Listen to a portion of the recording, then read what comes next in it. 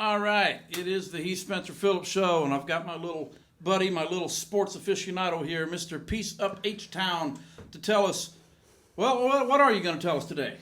Basically, today I'm going to tell everybody about the downfall of Cody Bellinger and how he's one of the most suspicious players in Major League Baseball. Well, you got me on the edge of my seat. I'm ready. All the way back in 2017, Cody Bellinger made his Major League debut with the Los Angeles Dodgers. He had very high hopes as he even played in the Little League World Series. He had very well minor league stats. He batted .270 and I believe like 3,000 at-bats in the minor leagues.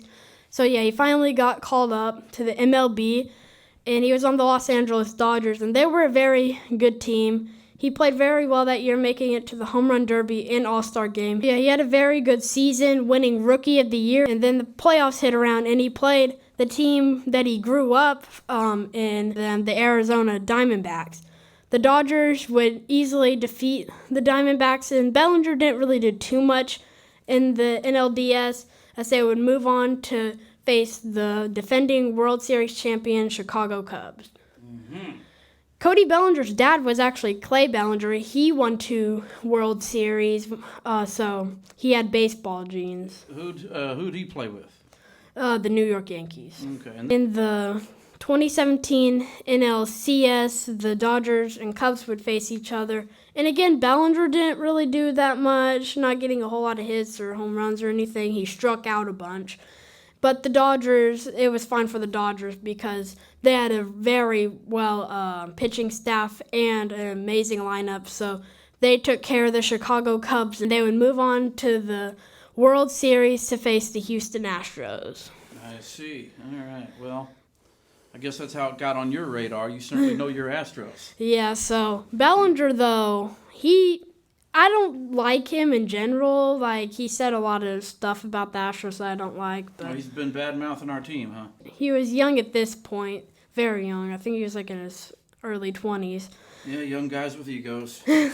Well, yeah, in the first 3 games of the World Series, I don't think Bellinger even got a hit. He struck out like every single time that he came up to bat. It was very bad, so the Astros easily took care of him. Until Game 4, he finally got a hit that drove in a run, and the Dodgers did win Game 4, and my older brother was actually at that game. I see. Yeah. I'm astonished at how you can remember all this stuff. It's like your brain is a computer. Well, yeah, I dig into baseball a lot. Well, keep on. I'm intrigued. What else you got? Game 5 of the World Series, a lot of people consider that the greatest game ever. It was that back and forth game. It was like 4-0, then it was 4-1, 4-4, and it was just back and forth the entire game. And Bellinger had his big moment in that game, hitting a 3-run homer to give the Dodgers a 7-4 lead.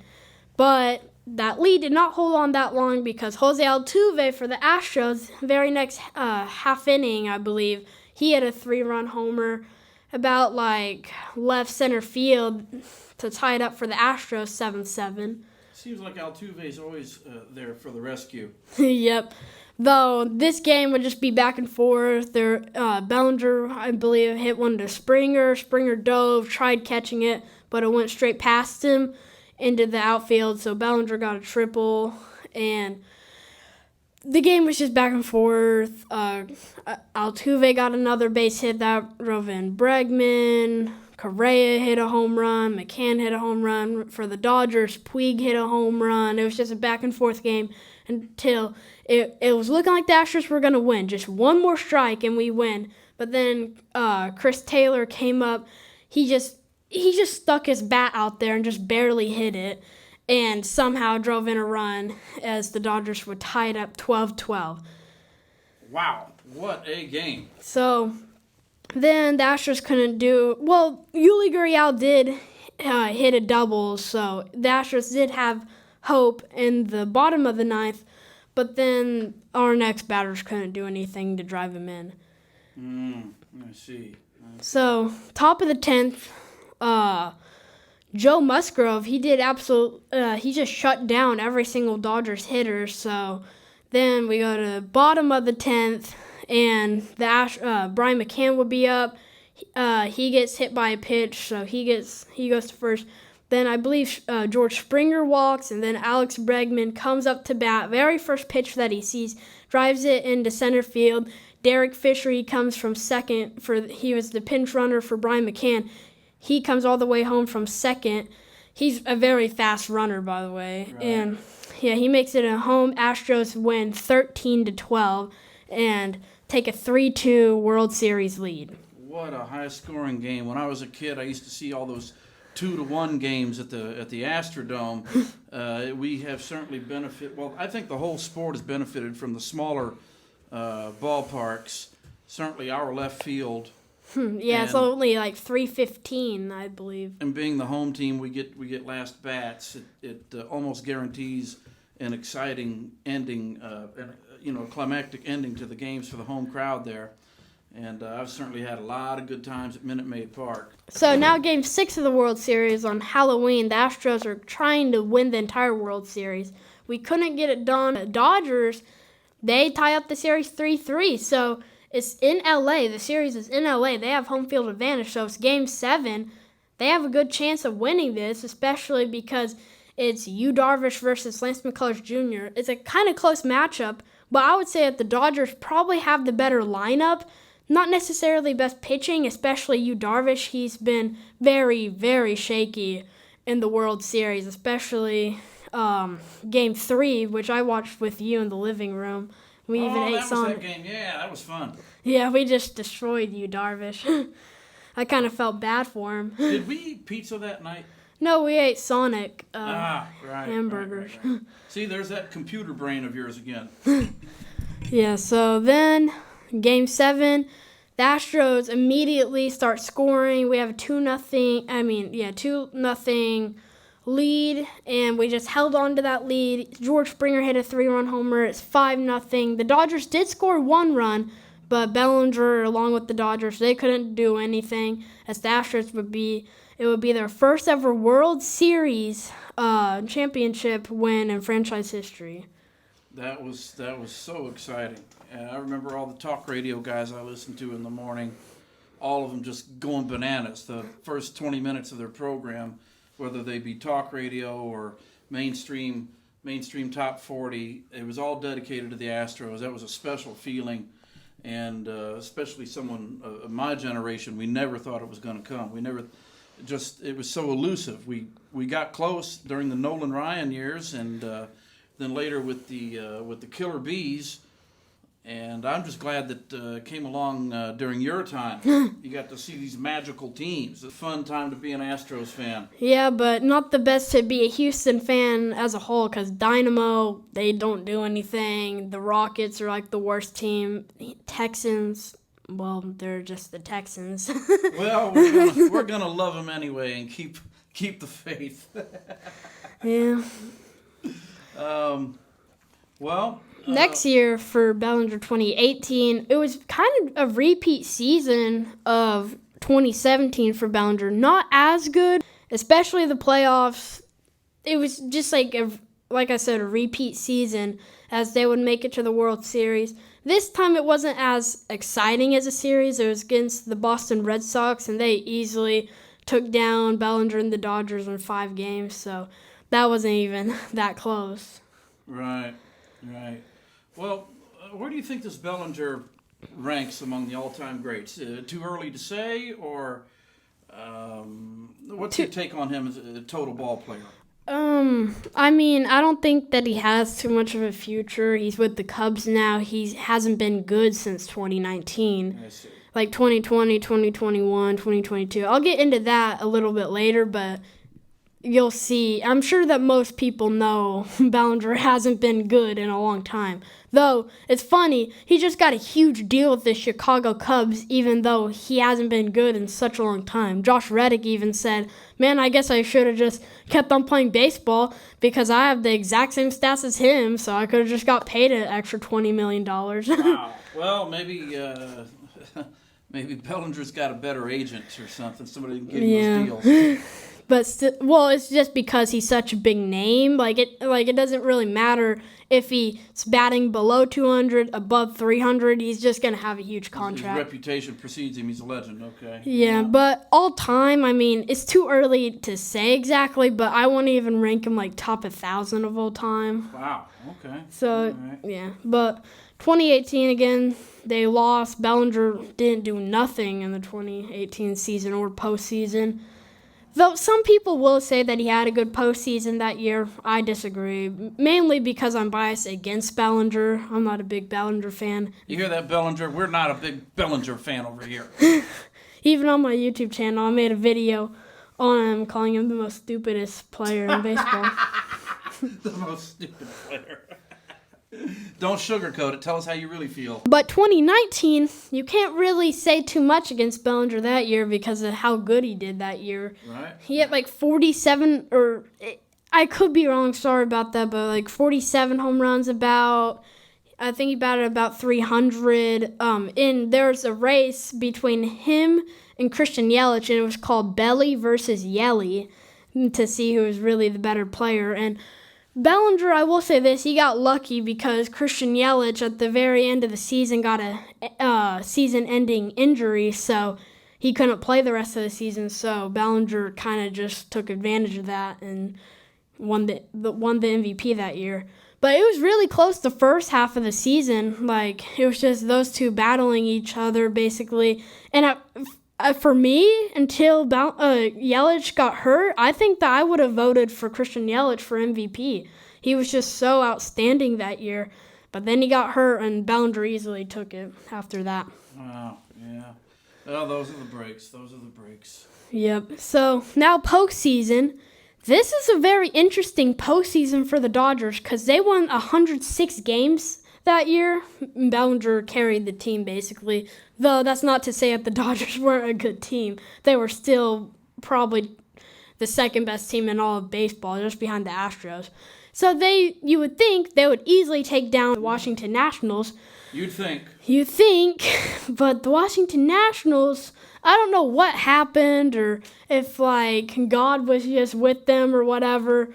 But for some reason, the Washington Nationals, as soon as the postseason hit, they decided, okay, we're just going to beat every single team, beat all the odds. I believe that they had a 0.001% chance to beat the Dodgers. And then to beat the Cardinals, they had a 0.1% chance. I don't even know what the odds were that they would beat the Astros. It couldn't have been good, but they took down all three of those teams despite the odds.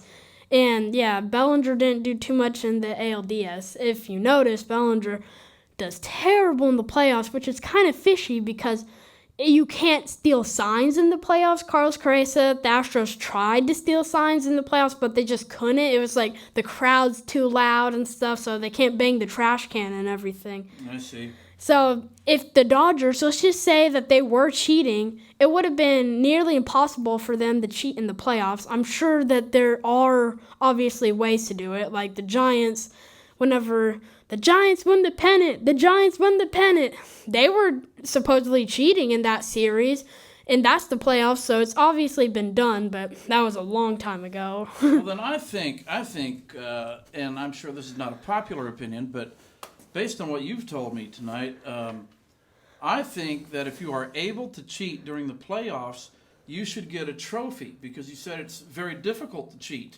So you ought to be commended. Yeah, I mean... You should get Cheater of the Year award. That would be kind of funny. But, yeah, that's not a thing. Though, people will obviously say that the Astros cheated in the playoffs, even though there's no proof. Everyone says that it's whistles, but if you listen to the Dodgers, whenever they were up to bat, whistles, the entire time, whistles were being thrown to them also, so you can't say that the Astros were cheating due to whistles. That's just stupid. Well, unfortunately, people are going to hate, and it's the kind of thing that will follow us. Well, if you just look at the 1919 World Series, the Black Sox scandal, there's evidence to support that Shoeless Joe Jackson did not partake. He didn't. Yeah, he had a great series. But he did take the money, I guess. Yeah, but about that, apparently he saw it at his doorstep because they were like, hey, just give it to Shoeless Joe Jackson, and we'll blame it on him. Now, is that still a little fishy? Of course, but there's no evidence that he took the money by knowing that he would get in trouble. He just saw it on the doorstep and he was like, oh, free money. Right. Well, I guess the point I'm trying to make, though, is here we are still talking about it 100 years later. Yeah. And unfortunately, I think that's going to be the case with the Astros. Yes. Though at least we won the World Series. Yes. So people can't say too much because we only have like 3 players left. People that really know the game know that Big Papi. We didn't do anything that outrageous that hadn't been going on since the beginning of baseball. Yeah, but of course, even like if we win like 10 more World Series in a row, no matter how crazy our team is, there will always be like even little kids that are just like, Astros are cheaters and stuff. There will be that stigma, but I think if we continue to be successful, that it's not going to be such a horrible legacy. I think we'll be able to outgrow it and move on, and that's what I hope. I hope we continue to just whoop everybody's butt. Yep, especially the Yankees and the Dodgers. Yeah, I take great delight in that because I want this to be our century. You could say maybe the 20th century belonged to the Yankees and some other teams. I think it's time for some Texas boys.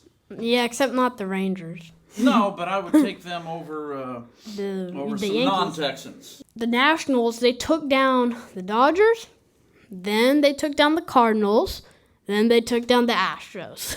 Just defeating everybody, even though they were in the wild card game. That's like if you're in the wild card game, you're not supposed to really beat anyone. You're just supposed to be a team that made it to the playoffs and only made it. Nothing else. Just you made it to the playoffs. And that's like just that's going to be as good as it gets. Right. But the Nationals were like, hold on, we're in the playoffs. We still have as good as a chance as anybody else. We can take this World Series. And that's exactly what they did. And that's the right attitude to have. If you're going to be in the playoffs, it means you got a chance. You belong there. Yep. But I will say this. I don't mind the Nationals beating the Astros, though I would say that I haven't got over that World Series, but I have got over us losing in 2021, mainly because that was just so devastating. Like, we lost to the Nationals out of all teams. Like, they're a nobody team. But, I mean, I prefer them over, like, the Dodgers winning. Oh, look, it's little Junior cat. Our little kitty cat has paid us a visit. Hey, Junior, how you doing? Well, I'm sorry, he broke into our stream of thought there.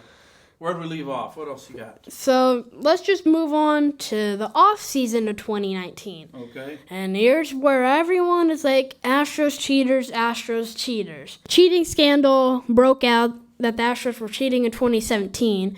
And Bellinger, let's just say that since I guess he was on the Dodgers in 2017, the year that we were cheating and we beat the Dodgers in the World Series, I guess he didn't really like that and he was kind of being a crybaby about it. But everyone had his back and stuff, of course, because I would say that LA gets like all the hype and stuff and everyone loves LA. The press is there. Yeah. The press is going to be in your New York, Chicago, Los Angeles. Houston's coming up, though. Sorry, go ahead. So, Bellinger, he went on a rampage saying Altuve this, Altuve that. He said that Altuve stole the MVP away from Aaron Judge, which Altuve, if you can look at the trash can bangs, there's an actual website of people who cheated in 2017, the Astros specifically, and you can look at the chart, and Altuve only had like 2.7% of the bangs, which means that the bangs that you could hear were either mistakes, like, oh crap, this is Altuve, we shouldn't have banged, let's not do it the next time, or it was just some other noises that weren't trash can bangs. I see. And the guy who made the chart even said that most of these probably aren't even actual trash can bangs and that it could be something else. So, Bellinger said that the Astros stole the championship away from the Dodgers, and like he said it was obvious, like, oh, well, they obviously stole it from us. And I guess Carlos Correa doesn't like if someone says anything rude to Altuve or that's just not true about Altuve. So Carlos Correa, he was like, Bellinger, you need to shut the blank up. And yeah, he was like, he said Bellinger either is really bad at reading or something like that. And so because the facts say that, because Bellinger said that the Astros were cheating for 3 years, and Carlos Correa was like, if you look what it says, the Astros were only cheating for 1 year, maybe 2018. Let's see. Correa denied that we even cheated in 2018. He said that the Astros, that there was like a code breaker in 2018, and the Astros couldn't figure out how to like actually cheat that year. Of course, now everyone's going to still say that we cheated that year. Well, my hero, the great Rush Limbaugh, and that'll ruffle some feathers right there, but he had a quote about this. He said that major league batters being able, or major league teams being able to steal signs was as common as it was for an NFL quarterback to throw a touchdown. In other words, it wasn't that big a deal. It's sort of a part of the game. And I have my suspicions that is largely true. It could be. I mean, I'm sure that's very like true that like almost all teams cheat. Joey Votto, Cincinnati Reds player, all-time great, one of my favorite players.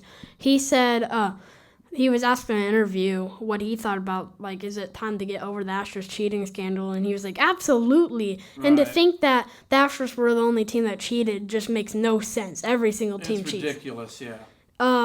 Chris Sale, he played on the Red Sox, and he was on the team that lost to the Astros in 2017 in the ALDS, but even he said that calling the Astros the only cheaters just makes no sense. Like, every single team cheats. It's been in the game forever, and if you don't like it, well, then you probably don't like baseball as a whole. Right. Well, people are mad because we won. Yeah. And though that's kind of like, that doesn't make a whole lot of sense either, because the Red Sox, they won in 2018. No one really cares that they won with cheating. I got to point something out. Our podcast is not huge yet, but I said we won. We are obviously Texans. We're, for the intents of this podcast, we're basically Houstonians. We don't live in Houston proper, but this is a Texas-based podcast, and we are Houston before Dallas. Well, I don't know. Mr. Peace Up likes his Cowboys pretty good, but and Celtics. I like the Celtics. That's my boy. I was of the generation. I was an '80s child, so Larry Bird and Magic Johnson were my guys before Michael Jordan really started to dominate. And I didn't want to switch gears too much here. You are our baseball guy. You're our Houston Astros guy. So I will get off with the 1980s basketball, switch gears back to you. But I just wanted everybody to know that's why we say we won, because, well, we won. We're the Houston Astros, and we won. Take it away, Peace Up. So now it's 2020. Spring training is around. By the way, this is pre-you-know-what. Now, spring training, and everyone's yelling at the Astros, calling them cheaters. But I would say kind of luckily for the Astros. I don't want to really say that because obviously it did suck and stuff. So, but still, I would say kind of more luckily for the Astros because fans were gone, well, in the entire season for most of the season. I don't think that the season even started till like August or something like that. Wow. So no fans could really say anything to the Astros during that time. And I mean, the Astros, let's just put it simply, they sucked that year. But all the teams did. Well, except for the Dodgers and Rays. They were very good that year. Well, yay for them, but really that was a difficult time. That whole year sucked. Yeah. So, well, I mean, I still had some great moments during that year, even though there was a lot of negative stuff. Well, you got a lot of time off of school. Yeah, that was good for me. It actually was. As a family, we had a lot of great family times. I might be related to Peace Up H-Town if you haven't guessed by now out there. I'm pretty sure that they would know by now. Yeah, they might know. So 2020, Bellinger He didn't have the hottest start to the season, but I'm sure no players really did. I mean, there were still a few that I guess kind of benefited from it, especially the teams like the Marlins that weren't as good. They made it to the playoffs because it was only 60 games, so they let a bunch of teams into the playoffs, like the Astros, because the Astros were below 500. And we were second in our division, not even playoff ready, but they let us into the playoffs because all the teams just sucked that year. Wow. So, yeah, but Dodgers, on the other hand, they were actually really good. Bellinger, like I said, he batted only 240, but that's not saying much in a shortened 2020 season. The playoff Bellinger, his first, he actually did good in the playoffs this time. And, yeah, he made some great catches out in the outfield. And this is where a little meme started to occur. People said that he kind of looked high while he played. And he actually was asked about that because it actually looked kind of like that. He's probably just excited. All the adrenaline from the crowd. But go on. The crowd? No crowd in 2020. Oh, you're talking about the COVID season. Yeah. Oh, well, then I have no explanation. So, yeah, now here in the World Series, because the Dodgers made it all the way to the World Series, beating the Padres, then the Braves, and Bellinger. He had some great moments, a lot of home runs, but stupid Bellinger, he hit a home run. Then he gave his teammate a high five. I don't even know what it was. They elbowed each other, and then Bellinger hit his head, and then his helmet came off, and he was hurt, and then he walked into the dugout, and he couldn't play the rest of the game, and I think it was the World Series or something like that. Wow. Though in the World Series, they actually did allow fans, but during that catch where people said that he looked high, there was no fans. I wish I had time to catch all these sports moments with you. I get basically the sports news from morning talk radio and from afternoon when you get home. Those are my two sources of sports news. Yep. And then there's even games I've been to that you remember that I don't because I just get too busy with life. But Yeah. I guess as long as we keep recording them here, I'll get to relive these sports moments for as long as I have access to a computer. Yep. So now the Dodgers, they finally did it. They can brag all they want, even though most people would say that it was a Mickey Mouse World Series because, the teams weren't really ready, so you can't, I guess you can say that they won the World Series that year, but I don't think that Dodger fans care. They're obviously going to say that they won the World Series that year. Right. That's what's going to be told, especially since, like we said earlier, they're LA. So Yeah, that's true. So the commissioner, he was real drunk during his after. Say what? The commissioner was drunk? Yeah, well, I'm sure that most people know that our commissioner, he's been probably the worst commissioner baseball's ever had. But Strong statement there, piece up. I wouldn't even say that. I would say that most people would actually say that he is Not a controversial statement, okay. Yeah. That shows how much I know about the game. Yeah, I would say that the commissioner is one of the most hated people in all of sports. I mean, he is. Yeah, but Oh, boy. Okay, well. I'm still listening. so yeah, now he's drunk. Well, I'm pretty sure that he's drunk because he's talking like this, and yes, Maybe he's just in slow motion all the time. I don't know, but everyone says that he was drunk, and he sure did look like his eyes were all drowsy and stuff. Not a good drunk like Harry Carey either. Nope. That's the kind of drunk you want in baseball. Yeah. The one that's going to, root for the home team. I loved when he announced for the Cubs. Go on, piece up. So yeah, he's just talking about how this will be a very remembered season and stuff, and you can even tell Bellinger, Mookie Betts, and all the Dodgers, they're staring at each other what the heck is this guy talking about? And a lot of people were mad, even Dodgers fans were mad. They're how are you gonna let this guy talk about it? Let someone else, an actual guy who knows baseball, not this stupid commissioner, if you can call him. Yeah, that'd be almost as bad as if I was commissioner. I think that you would do a better job.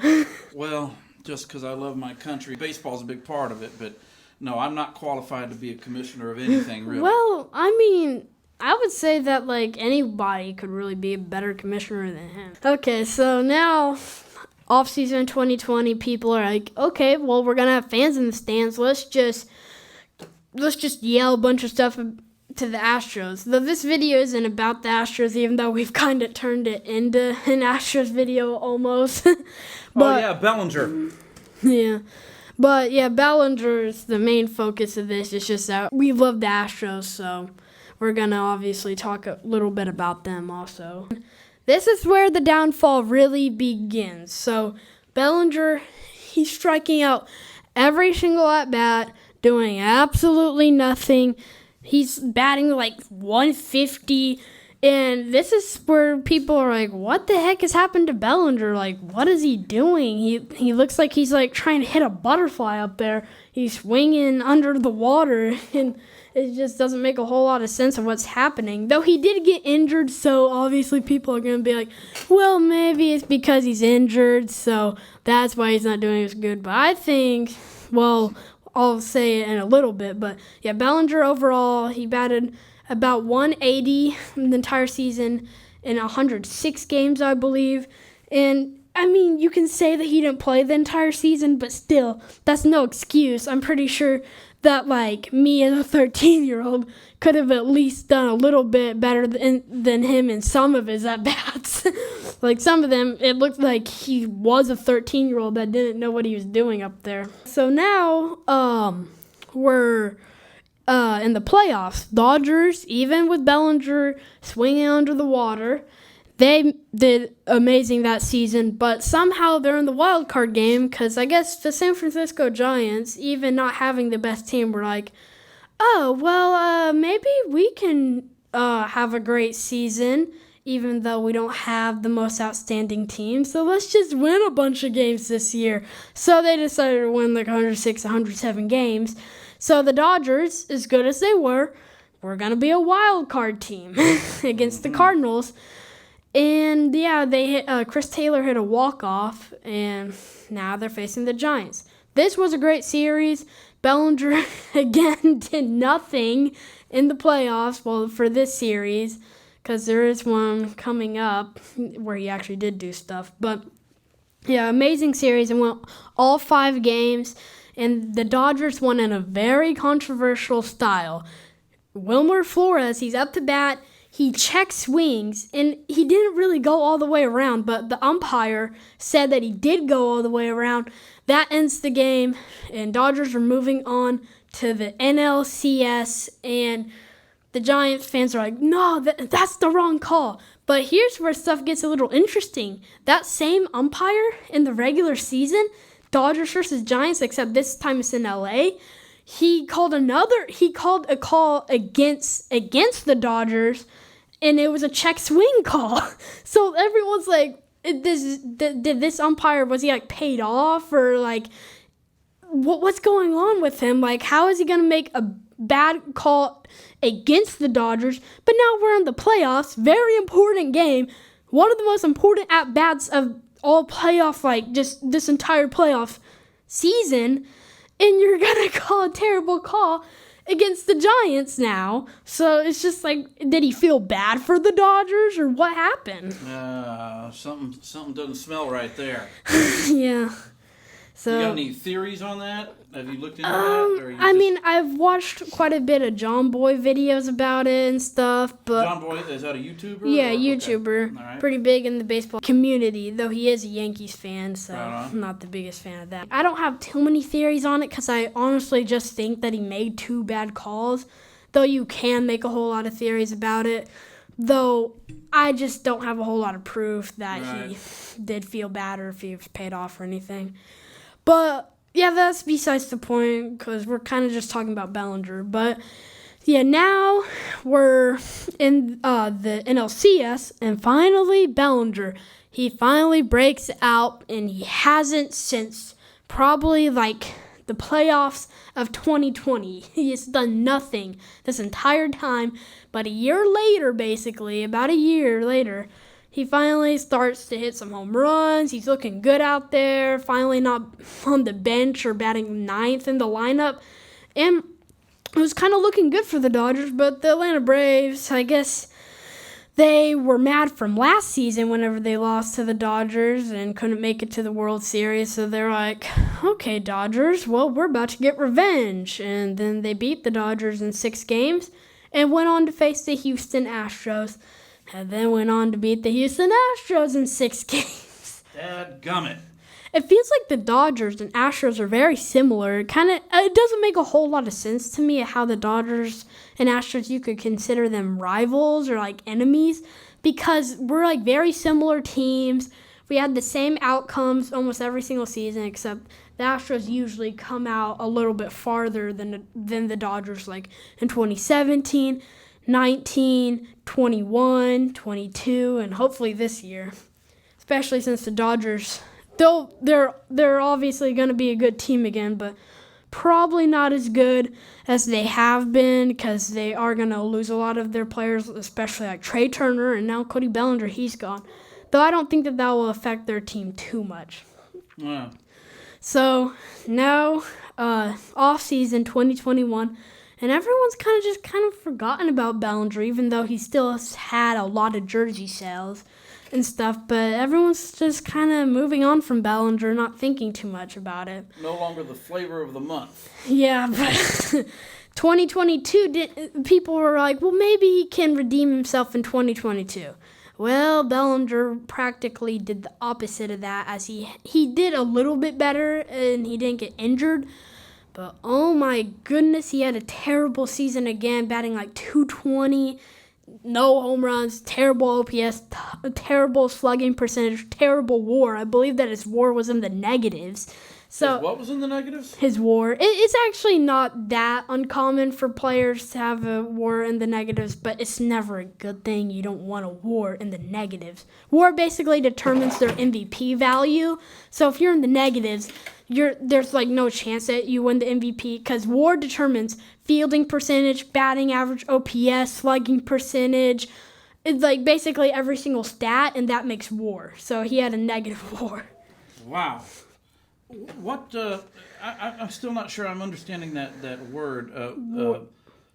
What? How do you spell that? It's just WAR. I don't know exactly. Like war, like World War II. Wins above replacement. I think that's the best way to determine a player's value is WAR. And like players like Aaron Judge, he had an incredible WAR. Now Shohei Ohtani, the reason why his WAR, even if he's not having the best batting average or anything, his WAR is still going to be like off the charts good, because he's a pitcher also. So if you're a pitcher and a hitter, even if you suck at both, your WAR's going to be better than most players, because you have so much other stats that most players don't have. Now Bellinger again, terrible season. I think that he got injured again, and people at this point are kind of more suspicious of Bellinger. And that's why I think he's one of the most suspicious players in baseball, because come... Let's get to this. He's suspicious. Yeah, how come Bellinger has not been good? He hasn't been good since the cheating scandal broke out. Tell me that. And he trash-talked the Astros, Altuve, and all them. But the Astros, they capitalized on that. They won a World Series. They redeemed themselves. Altuve, still an all-star player. He made it to the All-Star game in 2021. He made it to the All-Star game in 2022. He's won a World Series. What has Bellinger done since the cheating scandal broke out? He had a terrible 2020 season. Lucky that the Dodgers, they could pull out a Mickey Mouse World Series win. And then terrible 2021 season. He didn't do nothing. Batted 180. At least he had a good NLCS, but still terrible. 2022, even is basically a repeat season, but with a bad playoffs this time, getting benched. And for some odd reason, the Cubs pay him $20 million. And yeah, it just doesn't make any sense.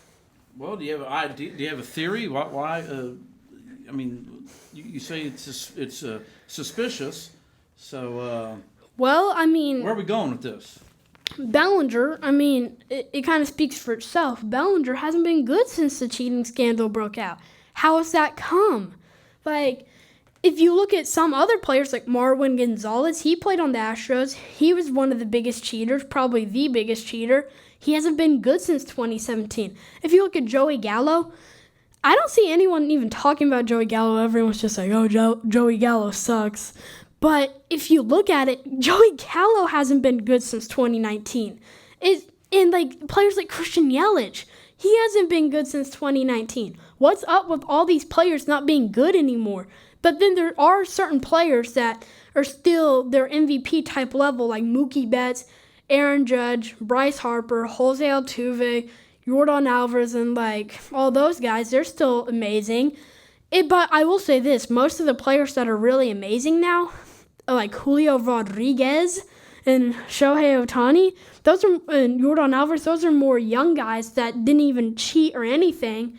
So why is it that all the guys that did play in 2017 aren't good anymore, but all the young guys, they're still good because obviously they didn't really cheat or anything. So it's just really suspicious. And the Dodgers as a whole, their team, if you look at it, they've all those players from 2017, 18, 19, most of them either aren't on the team anymore because of how bad they've been since 2019. Just super suspicious of what's happened to these players, especially What do you think's going on? Why aren't they as good?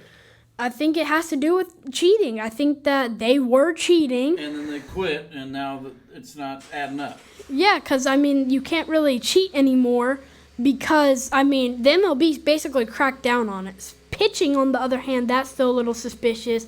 It does feel like pitchers are probably still cheating. But hitters, they're not really cheating anymore. I'm sure that there's probably a way, and I'm sure some of them probably are, but they're not getting the signs, they're not getting the breaks. Yeah, it's not really looking like they're cheating anymore. There's no proof that they're cheating, but if you go back 2017, 18, 19, you can clearly tell if a team's cheating or not because, the Astros, I would say this, at home, we did play really good, but the thing with the Astros is that we played so good on the road also, so it almost feels like we didn't even need to cheat, except for certain players like Marwin Gonzalez, Brian McCann, Carlos Beltran, and yeah, those are the main ones that really needed it, but those players weren't even factors. Though some people will say, well, Marwin Gonzalez hit a home run in Game 2 of the World Series that tied it up. That's a big thing. If he wasn't cheating, then the Astros would have lost the World Series. Well, here's the thing. Marwin Gonzalez hit that home run on the road, so he couldn't have been cheating unless, of course, the Astros were cheating on the road. But there's no way because there's no proof that we were cheating on the road, and there's no proof that we were cheating in the playoffs. Amen. Wow. How can you argue with Peace Up H-Town? He knows his stuff. I'm very impressed. You came prepared. Thank you. You got more? Where are we at now in this whole saga? Well, I would say we're basically wrapping it up, but I do agree with what Josh Reddick said. He was like, well, I guess I should have just continued playing Major League Baseball if I'm going to get paid $20 million a year just to strike out every single time like Cody Bellinger. Yeah. Well, I can see his point of view for sure. Yeah, Josh Reddick's very funny. Well, I know you have a YouTube channel, and you've hit your 1,000 subscribers. Yep. Obviously, you want more of those, so what's the name of that channel? Peace Up H-Town. That's Peace Up H-Town. Go like and subscribe to him also. He's Spencer Phillip. Yeah, I do have the Heath Spencer Phillip channel, and you'll be hearing more from us. All right, well, thanks for listening to the Heath Spencer Phillip Show, and we will talk to you some more the next time we do this. All right, thank you much. Peace Up H-Town.